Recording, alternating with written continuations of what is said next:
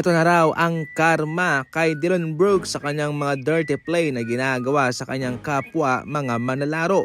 Sa ngayon nga ho mga idol ay out indefinitely na itong si Brooks dahil sa kanyang broken hand. Nangyari po ito sa kanilang laban kontra Orlando Magic. Out indefinitely, ibig sabihin niyan ay malubha ang kanyang sinapit mga idol at walang timetable para sa kanyang pagbabalik. Usually mga 1 linggo, 2 linggo, pero ito ay out indefinitely. Galing sa Memphis Grizzlies, ganito na maglaro itong si Brooks mga idol, pero so far ngayon sa Phoenix Suns ay tila napaparami na ang kanyang mga dirty work na ibinibigay sa kanyang mga kasama. Okay naman yan yung mga ganyang galawan, pero dapat na isipin ni Brooks na minsan ay nakakasakit na siya sa kanyang kapwa manlalaro at ang nakakadelikado pa ay posibleng pagmulan yon ng malubhang injury katulad ng kanyang ginawa noon kay Gary Payton mga idol.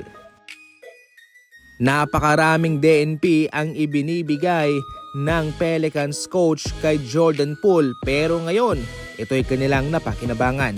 Laban sa 76ers, itong si Jordan Poole ang pumutok sa 4th quarter at nakapagtala ng team high 23 points coming off the bench.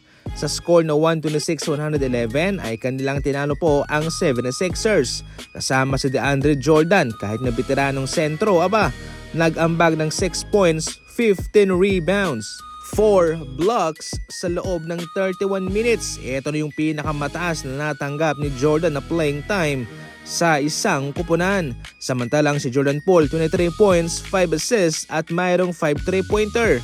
Vintage Jordan Poole ang ating nakita rito mga idol. Ito yung kanyang ginagawa sa Golden State Warriors mga idol Alam nating hindi pa nawawala yung bersyon ni Jordan Poole sa Golden State Warriors. Kaya nakakalungkot lang na minsan ay hindi siya pinapalaro ng Pelicans kahit na siya ay healthy naman.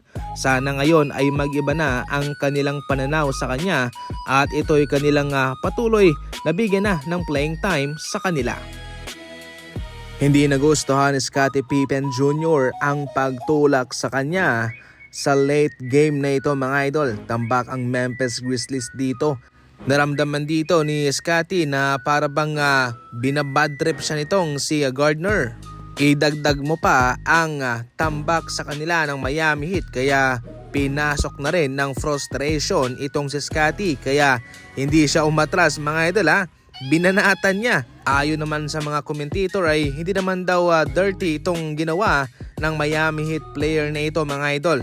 Pero syempre hindi po natin may sisigurado na hindi ma-offend itong si Scottie. Marami nang nangyari sa ngayong suntukan sa NBA sa mga nagdaang laban. Maganda rin to sapagkat marami ang manonood, tumataas yung excitement